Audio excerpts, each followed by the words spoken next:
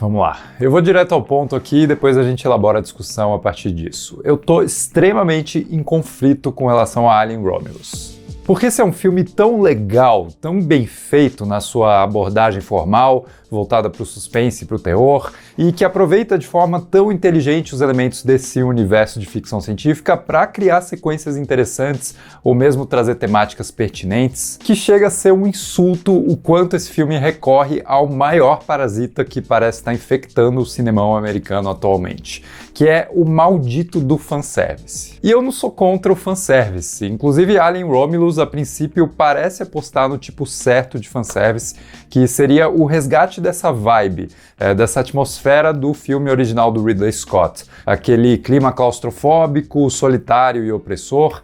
E durante boa parte de Romulus, parece muito que as coisas estão caminhando na direção certa, seguindo a proposta do diretor Fede Alvarez de retornar essa franquia para o minimalismo focado dos seus primeiros filmes. E ele consegue resgatar muita coisa legal daqueles tempos. Depois de tanta complexidade e megalomania criativa que foi se acumulando a cada filme subsequente, Alien Romulus está plenamente satisfeito em explorar um ambiente contido que retoma o design de produção insuperável daquele futuro imaginado em 1979 e que serve como o playground no qual o Fede Alvarez e os seus artistas de efeitos visuais, muitos deles efeitos práticos mesmo, vão se divertir criando momentos impactantes, carregados de adrenalina e tensão, e que fazem usos criativos do funcionamento biológico dessas criaturas tão famosas do cinema, assim como das mecânicas que envolvem o espaço, a ausência de gravidade e por aí em diante. O ponto é que o diretor conseguiu criar o terreno ideal para fazer um filme de terror e ação raiz do Alien,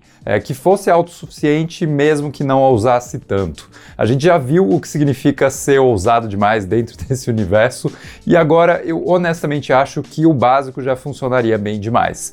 E de fato funciona. Alien Romulus é sim bem sucedido em colocar diversos personagens novos para sobreviver num ambiente familiar, mas que a gente não via dessa forma simplificada desde o primeiro filme de todos. Por isso mesmo, eu não consigo compreender a necessidade de forçar cada vez mais ao longo do filme uma série de acenos nada sutis a tudo que veio antes e acenos que vão muito além dessa construção visual e atmosférica que eu mencionei. Tudo bem que alguns deles são utilizados de forma até funcional na trama, mesmo fazendo conexões que podem soar como imposições do estúdio.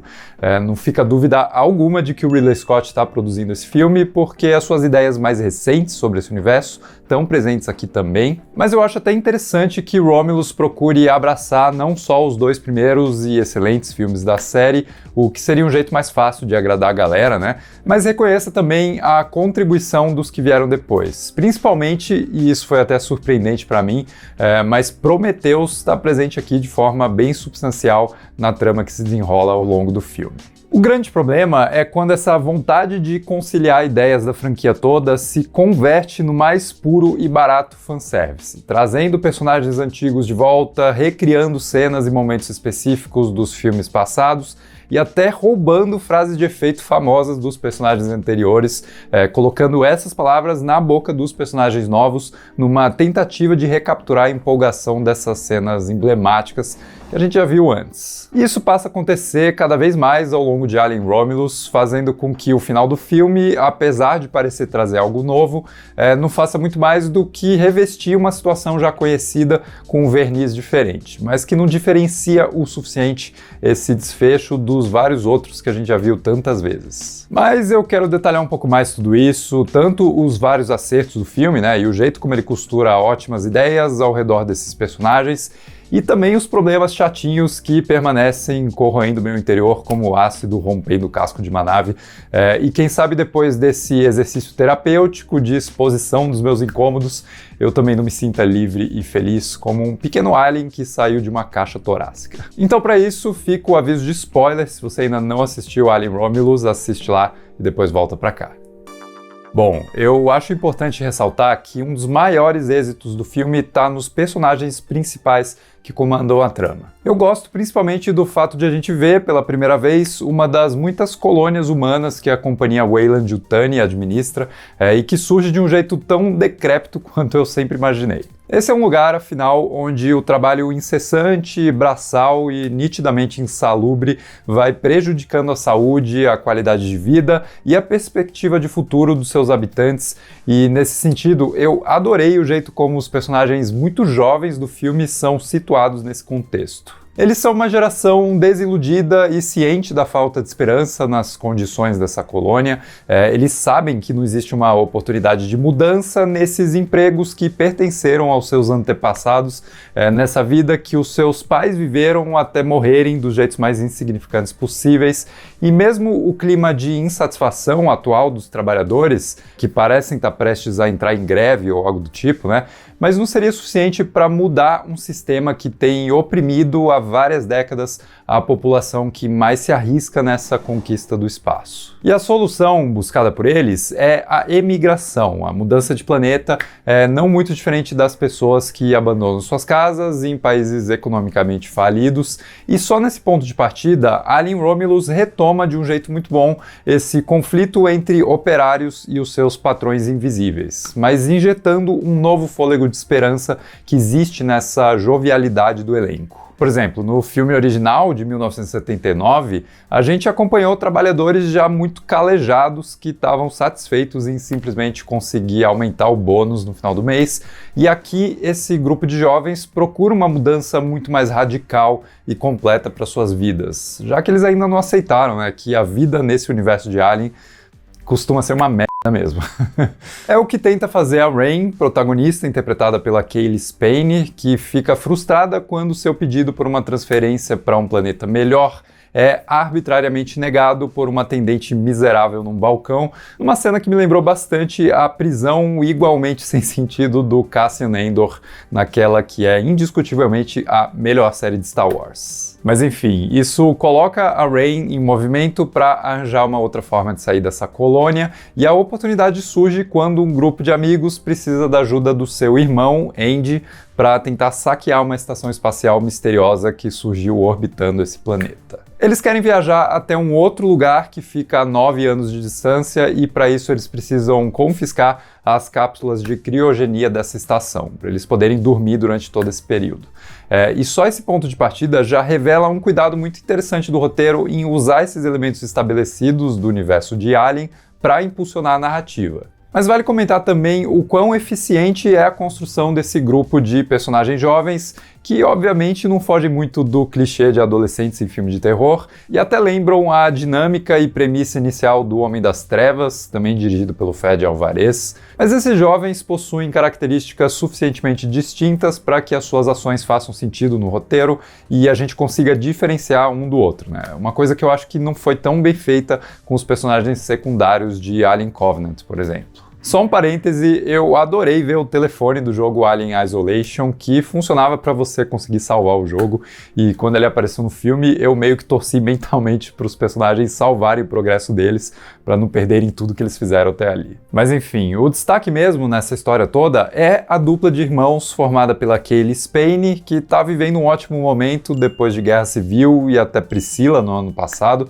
e o David Johnson, que eu não lembro de ver em nenhum lugar antes, mas que realmente me impressionou com o conjunto bem variado de emoções que o roteiro proporciona para o seu personagem aqui. E aí que tá o mais legal nessa dinâmica. Eu tô chamando eles de irmãos, e o filme faz isso também, mas o lance é que o Andy é um androide, que foi resgatado pelo pai da Rain e foi criado junto dela como um membro da família. Então, assim, os dois têm um laço muito forte que se torna o objetivo principal a ser preservado nessa luta por sobrevivência. Aliás, eu adoro que o Andy tá sempre mandando umas piadinhas de tiozão, e isso não existe por acaso só para trazer um toque de comédia de qualquer jeito, né? A gente descobre que o pai da Rain reprogramou o Andy quando encontrou ele num lixão, e foi ele quem colocou esse tipo de humor duvidoso, mas magnífico, na personalidade desse sintético. Isso faz com que a gente, inclusive, tenha pistas de como o pai desses irmãos era também uma pessoa bem-humorada, né? Que talvez procurasse tirar a leveza de uma existência que devia ser bem dura. De qualquer forma, esse foco nos irmãos é algo novo na franquia. É a primeira vez que um filme de Alien apoia todo o centro emocional da sua história numa relação, em tese, artificial. Mas que se torna, para os personagens e para a gente também, um afeto genuíno que ultrapassa essa divisão entre um ser humano e uma máquina. E eu acho que isso funciona tremendamente em vários níveis. Funciona na atuação, porque a Cailee Spaeny e o Dave Johnson estão excelentes nesses papéis, inclusive possuindo uma química muito natural que não existiu, por exemplo, entre a Winona Ryder e a Sigourney Weaver, na minha opinião. Funciona porque a gente pode traçar um paralelo também com irmãos adotivos, que não dividem laços sanguíneos, mas que constroem algo muito mais forte, que é essa relação escolhida intencionalmente. E funciona porque a gente pode questionar as linhas invisíveis que separam os seres humanos dos seres sintéticos nesse universo, e daí um dos jeitos mais legais que o filme explora esse dilema é que, num primeiro momento, os personagens, incluindo a Rain, consideram deixar o Andy para trás, já que o planeta para onde eles vão não aceita sintéticos, porque ele não é administrado pela companhia. E depois, quando o Andy toma uma decisão que prejudica uma das pessoas do grupo para salvar as outras, que estavam em maioria, elas ficam indignadas, mas ele responde que isso seria semelhante ao que eles estavam planejando fazer com ele, seguindo essa ideia de que a necessidade de muitos se sobrepõe à necessidade de poucos ou de um. Alien Star Trek, ó, cereja do bolo. Vale dizer que o arco do Andy, no meio disso tudo, também é muito legal porque ele passa por essa subserviência inevitável de um androide para a companhia Weyland-Yutani, mas que eventualmente consegue se emancipar disso tudo. Agora, aproveitando que a gente está falando em androides, vamos discutir o meu incômodo maior com Alien Romulus e daí seguir em frente com os incômodos menores que vão se desenrolando a partir disso. Eu tava adorando ficar só na parte boa, mas é necessário. Quando os personagens entram nessa estação espacial nitidamente destruída e que a gente descobre que foi dizimada pela criatura que a Ripley derrotou no primeiro filme, que foi encontrada no meio do espaço, numa sequência logo no começo que traz uma trilha bem parecida com aquela cacofonia de vozes de 2001, Odisseia no Espaço, Ao Redor do Monolito. Alien e 2001, cereja do bolo ainda melhor. Mas eles encontram ali nos destroços um sintético todo arregaçado que é o Ash, interpretado pelo Ian Holm. Ok, não é o Ash, o nome desse androide é Rook, mas a gente vê ali uma recriação digital do Ian Holm, que infelizmente faleceu em 2020. E esse personagem se torna um antagonista bem presente na trama, basicamente agindo da mesma forma que o Ash agiu no filme de 1979. Eu odeio essa participação, sério. Eu tenho várias opiniões diferentes sobre essa ideia e todas elas são opiniões negativas. De novo, eu questiono demais a ética de ressuscitar um ator que já morreu e fazer ele participar de um projeto sem o seu consentimento, né?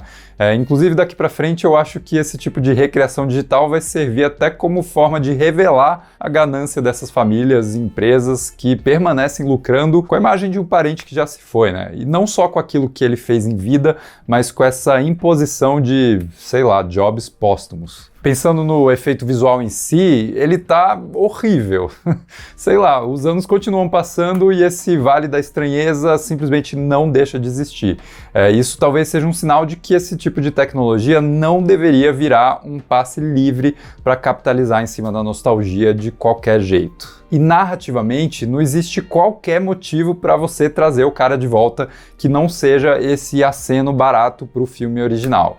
A gente já sabe que os androides podem ter diferentes feições nesse universo, e eu até troquei ideia com os amigos na saída da cabine sobre se não seria interessante trazer o Michael Fassbender para essa ponta, até pensando que a gente já viu outros modelos dele, como o Walter em Alien Covenant. Mas mesmo isso, me parece não condizer tanto com o que o Fassbender representa nessa história toda, que é esse androide que se revoltou contra os humanos e não um robô que está seguindo fielmente as ordens da companhia. A solução ideal, e que Hollywood parece querer esquecer de utilizar, é simplesmente, cara, criar um personagem novo. Sei lá, coloca o Giancarlo Esposito aí para reprisar o tipo de vilão que ele se especializou em fazer, e a coisa toda teria ficado muito mais natural, evitando essa grande distração que simplesmente não precisava ter existido. E quem dera esse fosse o único fanservice gratuito do filme, mas Alien Romulus resolve, do meio pro final, recriar diversos momentos que a gente já viu antes,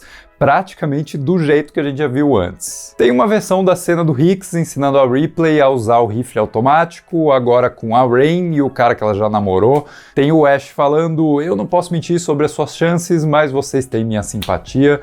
Tem a Rain no elevador decidindo voltar para salvar o Andy, assim como a Ripley volta para salvar a Newt. Inclusive, e essa me irritou. Mas tem o Get Away From Her e o Bitch, uma frase que jamais deveria ter sido copiada aqui e que deveria existir só no momento icônico ao qual ela pertence. E essa frase arrisca quebrar a imersão tão legal que vinha sendo construída até então, porque parece que os personagens dentro do filme assistiram Aliens o Resgate e querem imitar o que eles viram ali. Agora que eu abri a porta, eu vou botar tudo pra fora. Eu tenho problemas até com o final do filme, que repete aquele falso senso de fechamento até que um alien surge de novo para causar uma última ameaça, e eu entendo que isso pode ser considerado parte da estrutura narrativa da franquia. Mas é tipo repetir a Estrela da Morte, ou mesmo repetir o que ela significa enquanto ameaça, mesmo que não seja literalmente a Estrela da Morte de novo, como no Despertar da Força. Cara, dá pra se pensar em jeitos diferentes de resolver essas histórias. E aqui, eles parecem fazer algo diferente. Dessa vez é um alien bem mais humanoide que surge para aterrorizar a protagonista no final, e que lembra inclusive um dos engenheiros de Prometheus, só que bem mais magro. Olha aí, de novo, o Ridley Scott mostrando seu dedinho no filme. Só que esse final pode parecer diferente, mas ele é a mesma coisa que a gente já viu no primeiro Alien, no segundo, no quarto e no Alien Covenant também. E eu acho que é sobre isso, né? No geral, esse conjunto de elementos anteriores que retornam tão nitidamente reciclados aqui, me incomodam tanto porque eles simplesmente não precisavam existir. Não precisava ter fanservice adoidado correndo solto pelo filme, porque Alien Romulus estava funcionando muito bem sem qualquer um desses gatilhos imediatos de nostalgia que ninguém parecia estar pedindo para ver. E prova disso é que mesmo com esses problemas eu continuo me empolgando demais quando eu penso naquilo que o filme faz direito. Quando eu reparo no trabalho impecável de direção de arte, de construção dos cenários e efeitos práticos, ou mesmo no jeito enérgico como o Fede Alvarez captura tudo isso e decupa as cenas na montagem. Não é fácil fazer o que ele faz aqui, né? Manter esse ritmo tão bom que sustenta o suspense, mas que consegue acelerar o ritmo quando precisa, que exibe uma ação intensa, mas que nunca perde a clareza do posicionamento dos personagens e a blocagem das cenas, e que ainda consegue criar imagens simplesmente belíssimas, algumas das mais bonitas que existem nessa franquia. Por exemplo, toda a sequência envolvendo a gravidade zero e os personagens desviando das partículas de ácido dos aliens que estão flutuando nesse espaço, coisa que acontece, aliás, porque o roteiro sabe aproveitar algumas mecânicas interessantes de funcionamento desses ambientes, como o lance da gravidade, voltar por alguns segundos e depois sumir de novo quando a nave está funcionando pelo gerador. Ou até a ótima ideia de que os facehuggers caçam fazendo uma leitura de calor,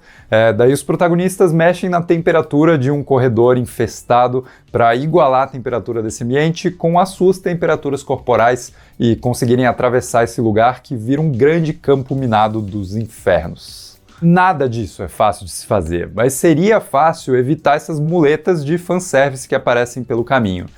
Mas infelizmente, cara, eu sinto que mesmo os diretores mais habilidosos em atividade hoje na indústria americana precisam acabar seguindo essa diretriz principal das grandes companhias do entretenimento contemporâneo, que seria, sei lá, adocicar esse bolo audiovisual com o máximo de açúcar nostálgico possível, mesmo que o bolo já estivesse doce o suficiente. De qualquer forma, eu sou um fã muito ciente dos problemas e virtudes da maior parte dos filmes da série Alien, então quem sabe o tempo não me faça dar mais peso para os ótimos acertos de Alien Romulus e relevar um pouco desses incômodos, assim como eu faço com vários dos filmes anteriores. Não todos, mas vários. Aliás, logo mais sai um ranking da franquia por aqui, e até lá eu acho que eu vou ter uma posição mais definida sobre tudo isso. Mas também é legal, né, quando surge um filme que não se encaixa automaticamente naquela dicotomia simplista de filme bom ou filme ruim. Geralmente esses filmes acabam permanecendo mais na cabeça, né, e rendendo discussões interessantes por bastante tempo. E eu acho bacana que Alien Romulus se encaixe nessa definição, né? E eu fico até aliviado que, mesmo sendo divisivo para mim, o filme ainda esteja muito mais próximo de ser apreciado como uma ótima sequência dessa série que eu curto tanto, porque o que ele faz bem, ele faz muito bem mesmo. Fede Alvarez, você tá de parabéns, mas na próxima cola menos na prova, porque você já ia passar de ano mesmo assim, cara. E você, o que você achou de Alien Romulus? Comenta aqui embaixo para a gente continuar a discussão. E se gostou do vídeo, não esquece de deixar um like, se inscrever no canal e a gente se vê no próximo vídeo.